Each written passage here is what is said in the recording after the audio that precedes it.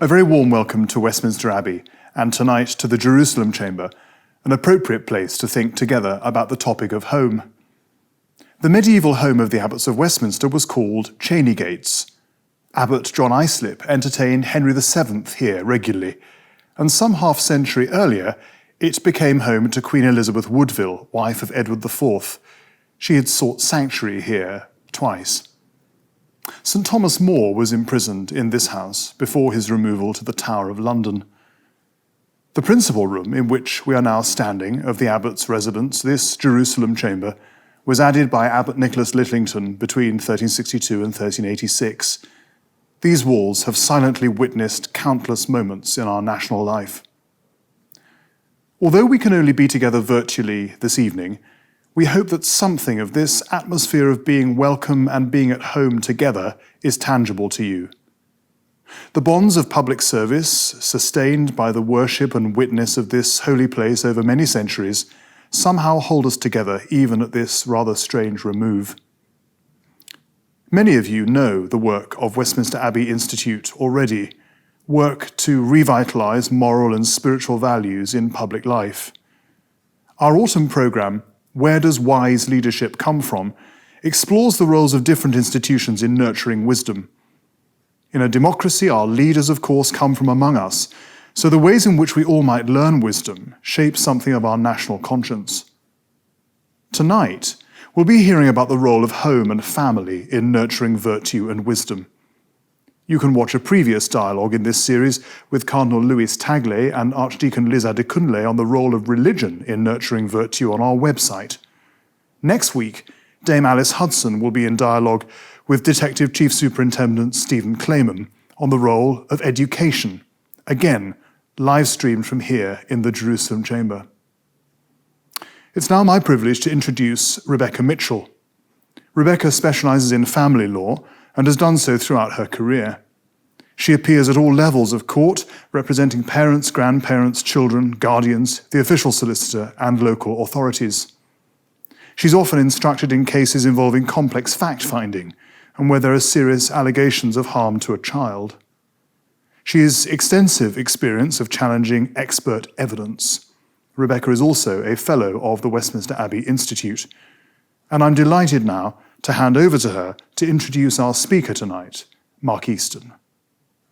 Thanks very much and welcome. I have great pleasure of introducing Mark Easton, who is a familiar face to us all and well known as the BBC Home Editor. Mark is an accomplished author, journalist and blogger. So Mark, let me ask you, how does home nurture wisdom? I'm so glad you asked. Thank you very much indeed, Rebecca. It's fitting, perhaps, that I'm speaking to you now from the Jerusalem Chamber, because this room has two identities. It was conceived as a private space within the home of the Abbot of Westminster. But famously, in 1413, when Henry IV suffered a stroke while praying in the Abbey, he was placed in this room by the fire, where he briefly regained consciousness and asked where he was. Jerusalem, he was told, a reply that reflected the prophecy that the king would die in Jerusalem. He did indeed die shortly afterwards. In that moment, this room was both home and away, a domestic refuge in the Abbey, but simultaneously also disputed foreign territory. I will consider why this contradiction is relevant to our topic a little later. I am, as Rebecca was saying, I am the BBC's Home Editor, a title that causes quite a lot of confusion, to be honest. I once received an unsolicited box of samples for laminate floor coverings. I was asked to review a new hammer drill, and I was even invited to judge a kitchen design competition in Milan. But of course, people were confusing home affairs with home improvements. And when it comes to DIY, as my wife will tell you, you'd be better off doing it yourself. That said, the concept of home and how to design a good one is something I have taken an interest in personally and professionally. My job is to try to understand and explain changing Britain, the home beat. So how can our homes and homeland grow the wise leaders our nation and our planet so desperately need? The word home has a reassuring feel to it, I think. Home. It's like a polo mint in the mouth, a comforting sigh of a word that ends with the of satisfaction and appreciation. Home is a place of safety. Those children's games of it or Tig or whatever you call them had a home where you could go to escape the chaos of the chase. Home, you would cry as the playground mob threatened to overwhelm you. Home, though, is more than a refuge. It is, I think, an incubator, a place where we can control the conditions to encourage growth and development. A good home should offer us the space to learn and to think. That, I think, is true for all of us, but it is where we seek to nurture our children with the wisdom to guide them in their lives. What do I mean by wisdom? We should perhaps define our terms. Well, it's more than just knowing stuff or cleverness. Being able to pass exams is not the same as being wise. Wisdom is our ability to use our knowledge, our experience, our understanding, our common sense, and our insight to make good judgments, to do things that, in the final analysis, lead the world to a better place. It is a difficult product to manufacture. If it was easy, humankind would not have suffered as we have. So we try. We try to construct a home environment that we believe will give us and our children the best chance of making the right calls in our lives. And my goodness, we have had a lot of heated debate about what that environment should look like. Discussions about family quickly get personal because, well, it is personal. For better or worse, we all have a family and consequently tend to regard ourselves as something of an expert on the topic. The difference between a good family structure and a bad family structure has become an ideological and cultural question. One common view, for example, is that the ideal environment in which to raise children involves two biological parents, a mother and a father, committed to each other through the formal institution of marriage. In the 1960s, 80% of British schoolchildren were following the lives of Janet and John as they learned to read. There was mother preparing the breakfast in the kitchen, father heading off to work as the two children scrubbed and ready for another day at school. In their most formative years, millions of young Britons were encouraged to believe that Janet and John's nuclear family was what normal life looked like. But for a significant proportion, their family didn't look like that. Their homes, they were being told, were broken. When it comes to homes that nurture wisdom, I suppose it's self-evident that you don't want to be in a broken one. But actually, the evidence that it's the structure of the family that produces contented, productive, or wise children is actually quite thin. A few years ago, I helped commission a survey for the BBC on people's experience of British family life, choosing questions which had been posed previously to see how attitudes had changed. The poll was conducted amid familiar anxiety about the collapse of traditional family structures and the impact that that would have on the young generation. In 1964, pollsters had asked whether people were optimistic about the future facing their family. It was the swinging 60s and we'd apparently never had it so good. Just over half of respondents were positive about their family's prospects. After 4 decades of what traditionalists were describing as continuous decline in family stability, how confident would Britain appear when we asked the same question again? The answer was unexpected. The proportion of people who were upbeat about their family had risen markedly, from half to 3/4 of respondents. There were to be more surprises in our survey. In 1951, social scientists asked people whether their parents had done the best for them when growing up. 9 out of 10 agreed their mother had, 8 out of 10 said their father had done his bit. More than half a century of concerns over parenting later, and the figures in our BBC poll showed that appreciation levels had gone up. Mum scored 94% and dads 86%. At first sight, this doesn't make sense. Marriage levels in Britain are at an all-time low, and commitment seems to have become a dirty word. For every 2 weddings, there is 1 divorce, and cohabiting couples are even less likely to stay the course than those who have tied the knot. We have one of the highest proportions of lone parents in Europe. Almost a quarter of UK children live with just mum or dad. It is a catalogue of marriage breakup and relationship breakdown that statistics tell us is associated with depression, delinquency, unemployment, and poverty.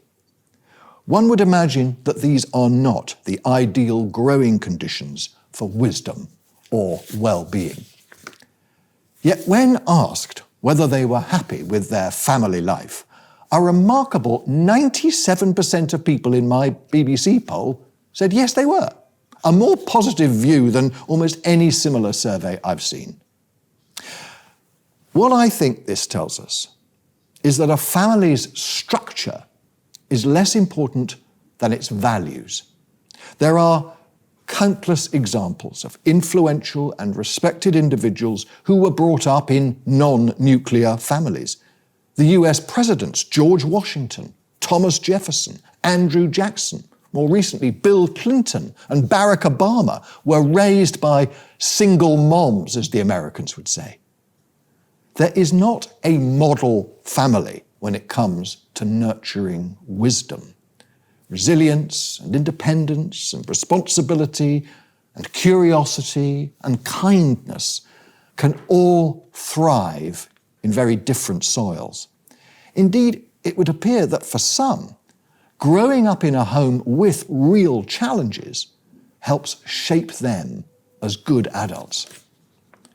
The young footballer Marcus Rashford, whose campaign for free school meals has inspired millions this year, was brought up by his mum, Melanie, alone, and he's revealed how she was tormented by her struggle to make ends meet and feed her family. Despite all those challenges, Marcus has emerged as a principled, and I would argue, impressively wise young man. It's not the structure of the home that is important then. But what about the stability of home? How important is it that there is a fixed place where people can run to and feel safe and secure, like home in a game of it? We know that the outcomes for young people moved around in the care system, an environment that can give the word home a very contradictory meaning, well, they're often very poor. Health, educational and emotional outcomes often lag far behind those of children brought up in their own homes. But the statistics also tell us something important. While children in care do badly, children in need do even worse. Children in need are defined as those who are unlikely to achieve a reasonable standard of health or development without support from the state, from the local authority. They're generally living in their own homes, but the circumstance of that environment is damaging them. Having a home address is not enough. It's worth noting, I think, how refugee children often lack that stability of a fixed home environment.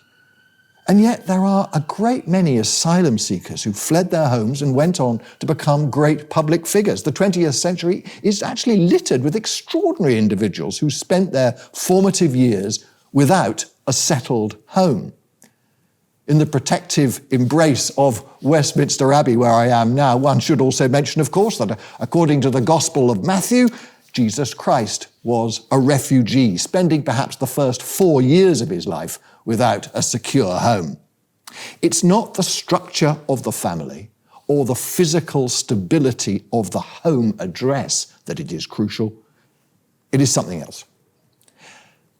And reading the stories of those leaders who achieved greatness from non-traditional family backgrounds, one can begin to see, I think, a common ingredient. It would seem to be unconditional love. Often those who have overcome disadvantage as children will say there was one adult who made a real difference.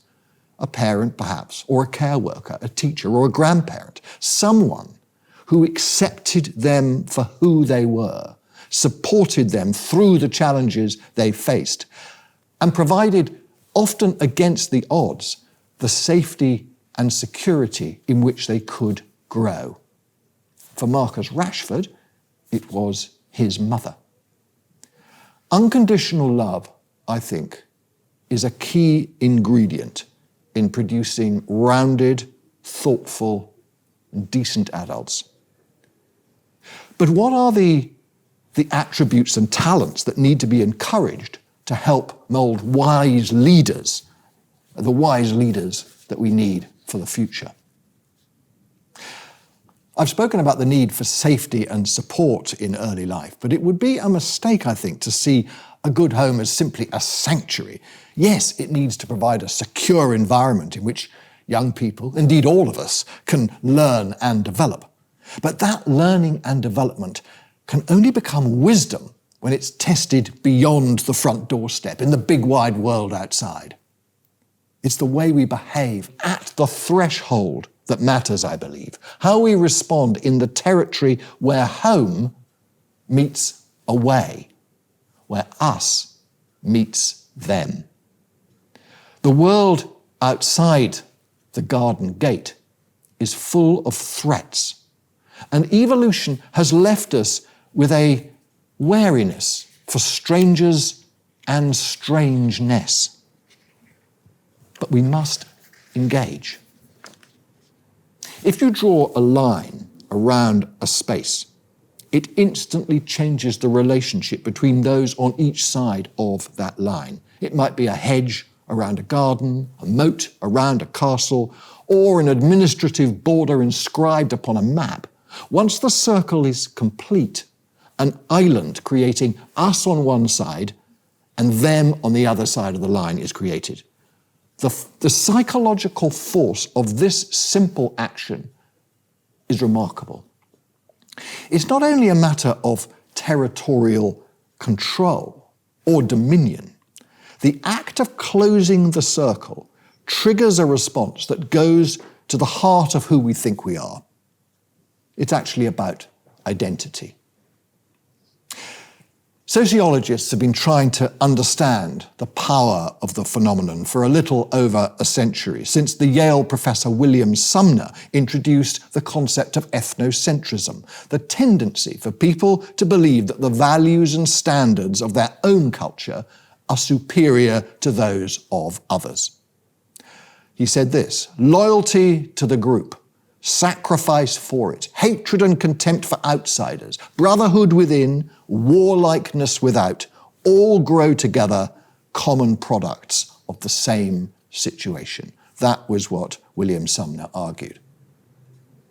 2 world wars later, and social science returned to this idea, anxious to understand why, almost uniquely in the animal kingdom, human beings seem predisposed to kill each other in vast numbers. In 1979, the Polish academic Henri Teufel came up with his social identity theory, suggesting that people naturally divide the world into in-groups and out-groups, those who they regard as allies, and on their side, the home team, if you like, and those who they regard as enemies or rivals, the away side. There is a natural tendency, encouraged by evolution, to avoid the away side and surround ourselves with members of the home team. It feels safer and less challenging. We see it on social media, where people engage only with those who agree with them, living in a bubble of mutually supportive righteousness. Actually, we all do it in our own lives. Of course, our friends tend to look and think like us. But my argument is that this behaviour is unhelpful in the nurturing of true wisdom. Staying at home is comforting and reassuring. But for wisdom to mean anything, it needs to be employed in alien territory, challenged and forced to justify itself. We need to leave our comfort zone. If we don't test our assumptions, we will fail to understand other people's points of view and perspectives. The result is the opposite of wisdom. It is a dangerous ignorance that creates division and tension. One doesn't have to look very far to see how societies can fracture in this way, where people are bewildered as to how those in the other camp could possibly think and behave the way they do. I work for BBC News, where we are all obliged to remain objective and impartial in the way we report the world. This requires me to try and understand people whose values and beliefs are different to mine. It has actually been educational and helpful to me deliberately to follow people on Twitter, for example, with whom privately I profoundly disagree.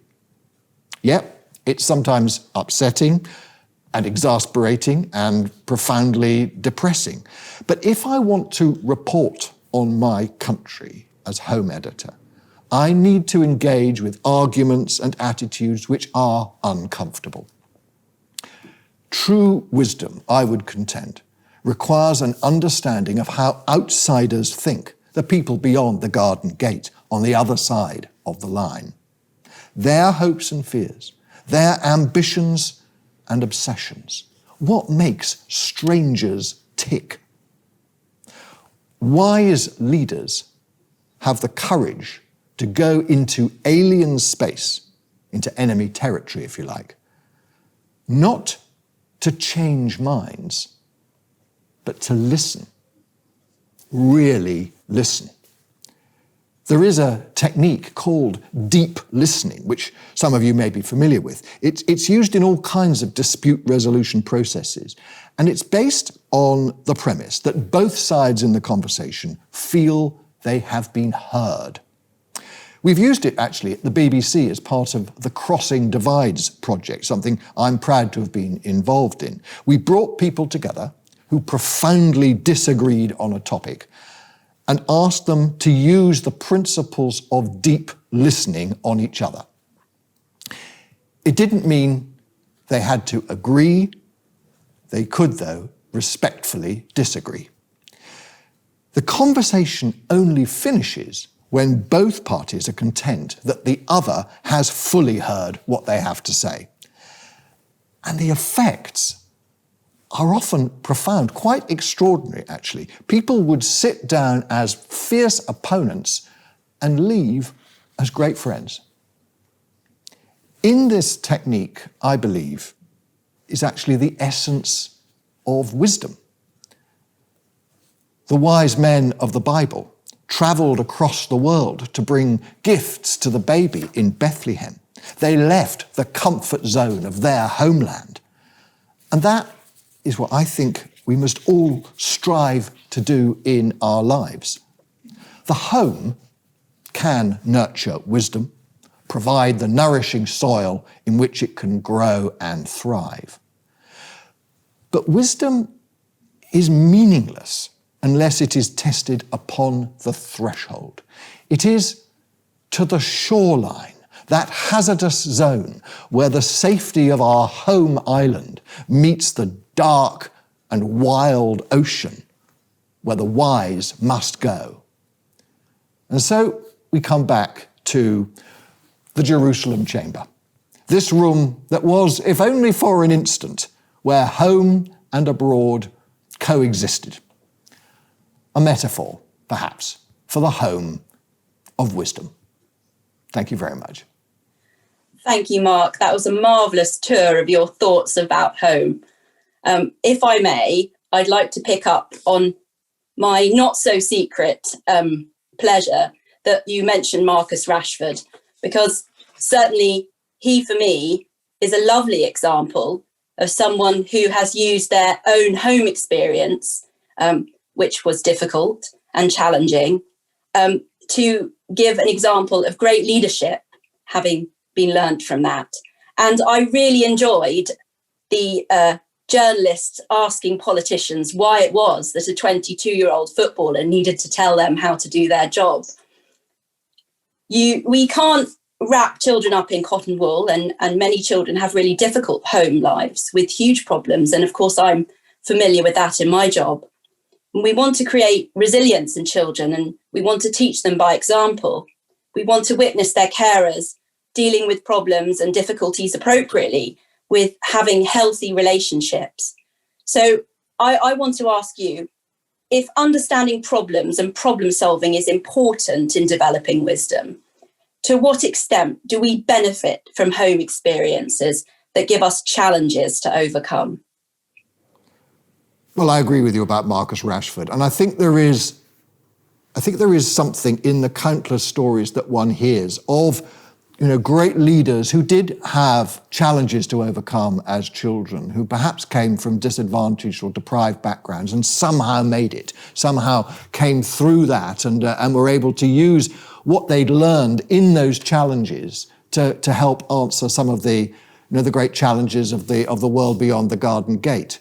I don't think you have to have been through deprivation and disadvantage, though, to help deal with those issues. But I think that there is definitely something in what you say about not wrapping children up in cotton wool, that actually we do need to make sure that they are challenged to be curious and to take responsibility and to develop a kind of resilience that will see them through their lives. And I think in this country, I did some journalism a few years ago now about how far children were allowed to roam from their garden gate unaccompanied. And I remember as a boy growing up in Glasgow when I was about sort of 7 years old. I was dispatched off to school entirely on my own, walked to the bus stop, got a bus, got on the other end, went into the centre of town, got off, walked to school. My parents thought nothing about it. And what my piece of journalism did was look at what evidence we had of how that has changed over time. And we can see that the distance that young people are allowed to roam, this is a consequence of sort of anxieties about the dangers that they might face, has shortened and shortened. And some children would barely be allowed out, certainly at the age of 7, on their own at all. Now, I'm not necessarily suggesting we take silly risks with our children, but I do think that we have to allow them to make mistakes, and we have to allow them to face some real challenges as they're growing up. Because what that does is what you can't do is have people just sitting back and saying, this will be sorted by somebody else. It's your responsibility. You've got to do it. Because what we want to create are active citizens.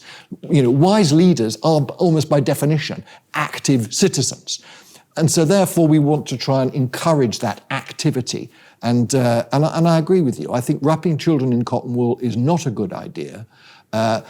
Obviously, we have to look after them, we have to support them and provide that secure environment. But that doesn't mean that, we never let them out of the front gate. Absolutely we should. And we should allow them to roam, a fair distance, I think. The other part about Marcus Rashford's campaign, of course, is to remind people that not all children live every day in good circumstances, that they often have very difficult circumstances. And I wanted, if I may, just to read to you a paragraph from a judgment that was given by Lord Justice Headley in 2007. I would describe him as a wise judge of the family division.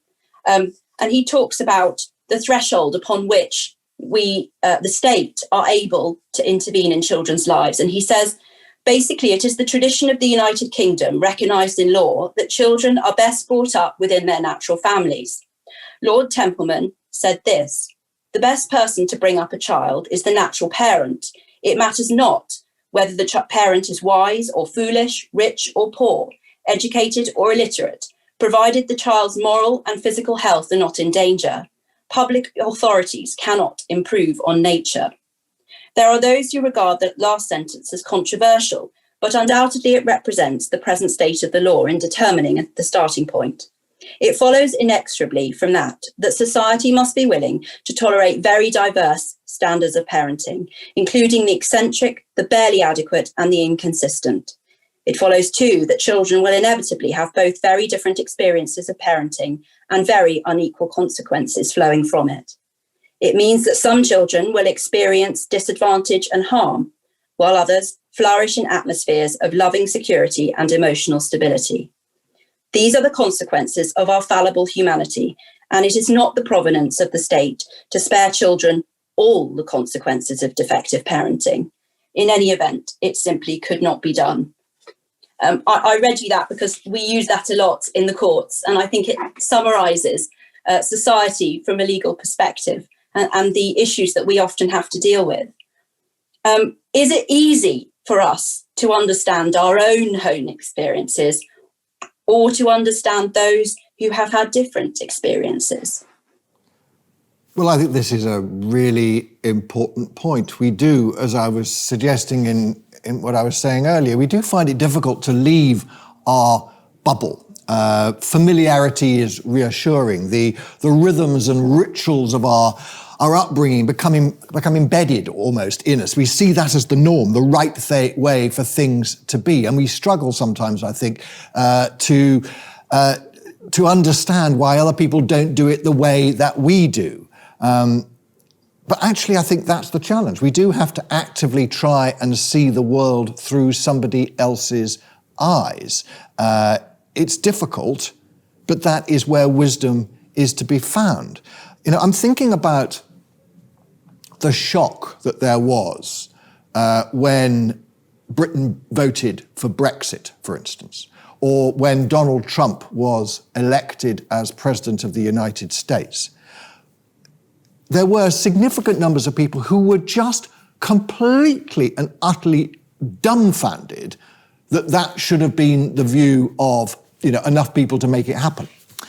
And, it was utterly extraordinary. I mean, when Hillary Clinton described Trump supporters as I think it was a basket of deplorables, it was absolutely clear that she had no understanding of why they felt the way that they did. And equally, I think, in Britain, during the Brexit referendum or after it, that there was very little understanding in politics and in the media of the sense of disenfranchisement and dislocation that was felt by large numbers of people in Britain. And they saw Brexit as some sort of response to that. And so it was, those I think are great examples of a failure of collective wisdom. It was a failure to listen, a failure to really listen. Your talk reminds me of a sketch, and this is probably far too lowbrow for Westminster Abbey Institute, so I apologise in advance, but there is a Scottish comedian, Kevin Bridges, who makes me laugh a lot, although there is a lot of swearing, which is why I say it's probably not appropriate. And he describes beautifully in one of his sketches the feeling you have as a child when you first go and stay overnight at a friend's house, and the way things are so different, even though they're not markedly different when talked about, but how it's unsettling. And he talks about they order a Chinese takeaway differently from the way that his family do it at home. And it's unsettling for him and it feels all wrong and scary.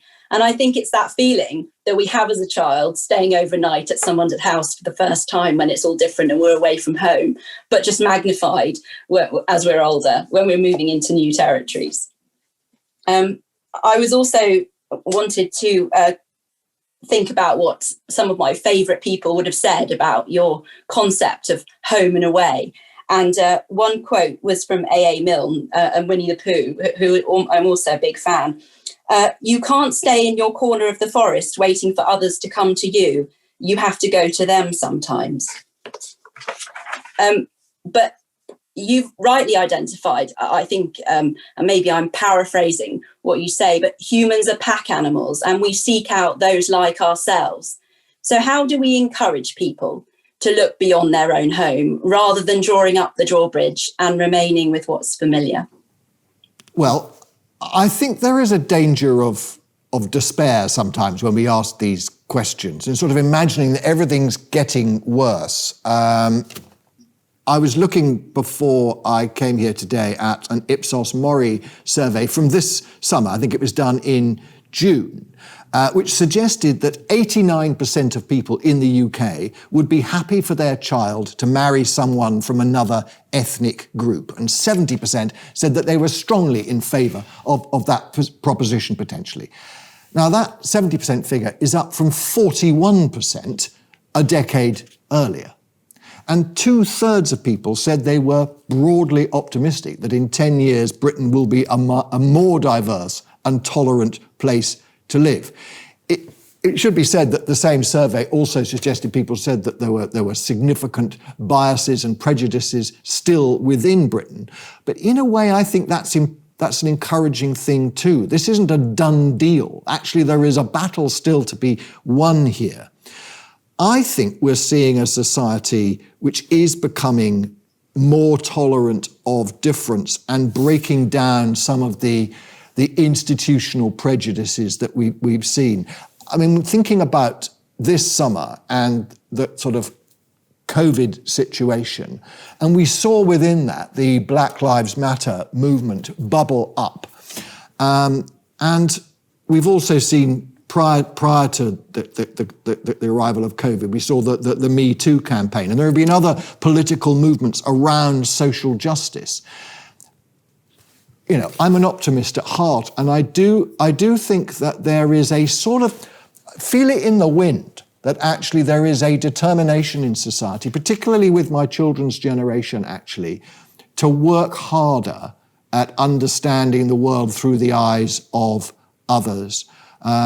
You know, I want to be positive about this. I don't think it's easy, and of course, you know, schools and families have a part to play in trying to encourage children to think about the world through other people's experiences. I mean, certainly at the BBC, I think the Black Lives Matter movement has prompted a bit of a rethink on how we in our coverage can ensure that we reflect the view through the lens of people from ethnic minority backgrounds, much more than we have done in the past. And that can only be a good thing, I think. We often don't realise, do we, that we're overlooking things that are important to others. And identity is key as well, as you've said in your talk, that our own personal identity is key to who we are and what we think. And it's difficult to step outside that, but important that we do. And listening being the key, I'm sure my family would tell me that I'm not the best listener at times. And so with all these different views that we have to absorb and all these different things we have to think about, we need to take time to listen to one another, because that can create common ground and wisdom, as you say. Do you think, though, that modern life promotes this kind of interaction? Well, as I was saying, I do think that social media, the way that people engage with the wider world through things like Facebook and Twitter, where you can exclude, you know, anyone who you find annoying or whose views you don't agree with, I think that is a very dangerous situation. I think it's exacerbated by the use of sort of misinformation, of memes and campaigns and sort of actually sometimes even just, you know, telling lies and using it as a sort of political weapon. I mean, we've seen this, haven't we, in the United States in the last few days and weeks around the election campaign.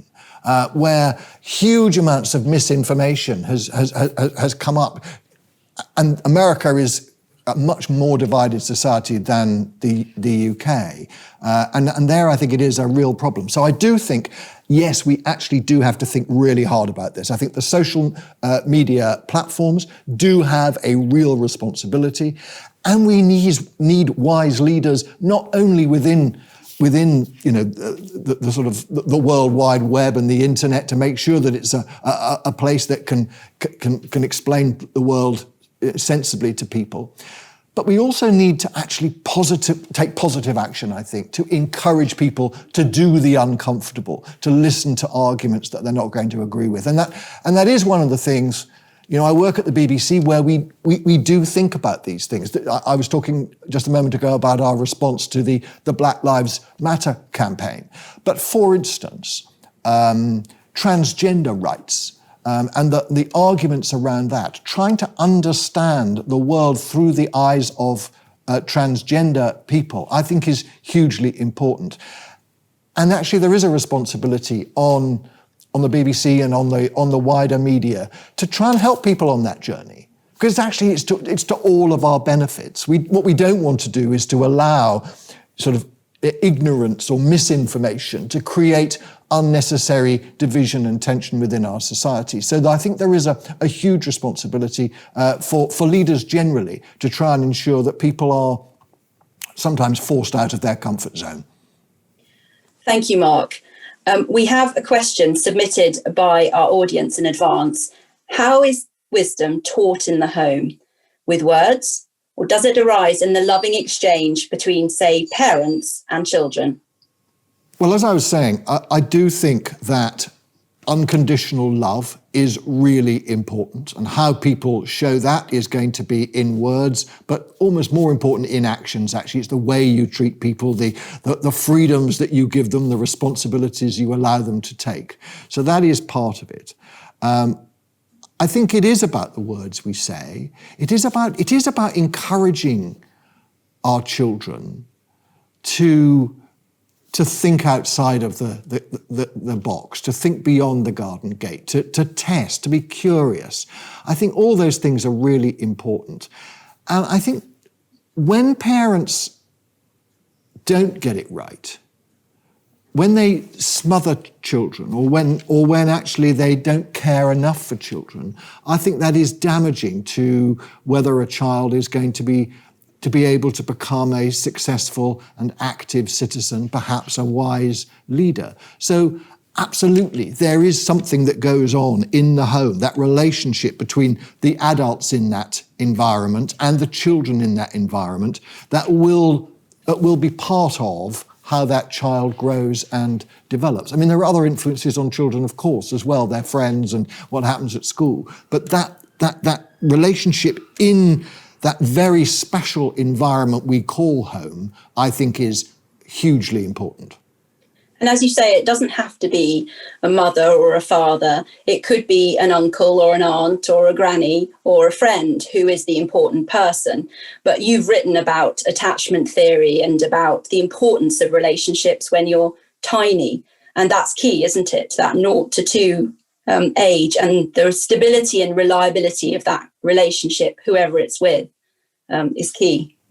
It is. Going back to John Bowlby, just after the war, attachment theory, the key development of a relationship, often between a mother and a baby in those first days and weeks of life. We know that is hugely, hugely important for people in later life. It's not a done deal. It doesn't mean that if you don't have that, you are, it's never going to work. But I do remember making a film for Newsnight, so this must be 30 years ago. And it was about a baby, actually, and watching it grow. We went to Edinburgh. We watched a little baby in a lab up in Edinburgh. And the mother was instructed not to look at the baby while it was sitting beside her. And of course, within a matter of minutes, the baby was screaming its head off. We then went to a school which looked after toddlers. And these were kind of 2-year-olds who were troublesome toddlers. And many of them were already completely out of control. And the stories very often were about the lack of parental attention, neglect, if you like, in those early months, weeks, and couple of years. And then we also went to a children's home for kids over the age of sort of about 7 to 11. And although no one would ever say it, the damage that had been done to those children by that age was huge. It was a really daunting task for people to put those individuals back together again. So it's not the end of the matter, but you're absolutely right. Those, that's why actually you were talking about, what we should be doing in terms of parenting and what the judge was saying.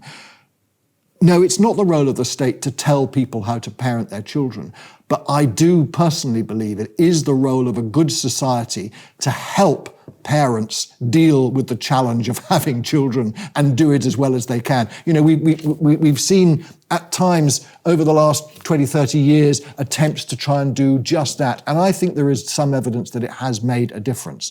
But of course, you're absolutely right. Those moments, those days, very early on in an individual's life are absolutely critical. And we should add the caveat that neither of us feel qualified to give parenting advice at all. But definitely not. We know for sure that as much help as you can get in the job is always welcome and really pays dividends, in my view, in terms of bringing up secure, happy individuals in later life, and hopefully ones with wisdom as well. Absolutely. Mark, thank you very much. A lovely tour of home. I think that's where we'll leave it. Thank you very much. It's been my absolute pleasure. Thank you, Mark. Thank you, Rebecca, for showing us that wisdom emerges when unconditional love is offered in the home, giving us the strength then to face and listen to the stranger from away. Thank you, audience, for joining us virtually. Please do fill in the feedback form we send you as we pay attention to your comments. And also do please visit the Institute website and buy our books, which seek to nurture wisdom at very reasonable prices. Finally, we would love to see you next week to listen to the dialogue between Dame Alice Hudson and Detective Chief Superintendent Stephen Clayman on how education nurtures wisdom. Thank you.